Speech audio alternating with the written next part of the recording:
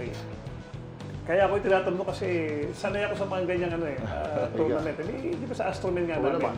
Di ba? Meron kami 40 above. It's been going on for 6-7 years na natigil na nung pandemic. Okay. Paano yung masisiguro yung 40 ay talagang 40? Kasi marami dyan, lalo yung mga tagong player. Kaya kung X-Pro, kilala mo yan eh. Yung tagong player. 40, paano makikita mo? 38. Pare, wala ng PSA yan. Wala ng PSA.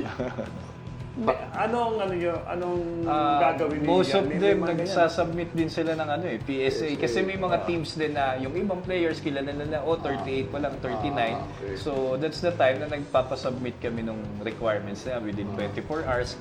Or pagka hindi nila nagagawa. Original PSA. Original PSA.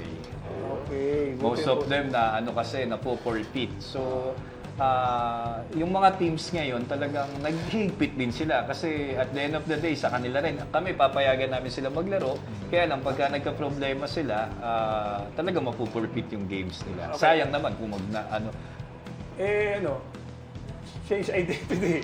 Change identity. Kukuha Gender? ng ibang PSA. Kasi tagong player eh. Hindi naman kilala eh. Actually, ano yan eh.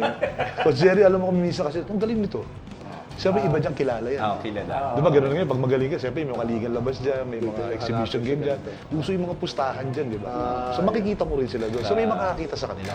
Kung masyado ka Mahirap na rin kasi magtago ngayon kasi Hindi saka rin sila. yung 40 na yung level naman ng basketball ng 40s, iilan na lang yan eh. So kumbaga halos lahat magkakakilala na coming from other leagues, saka ibang lugar.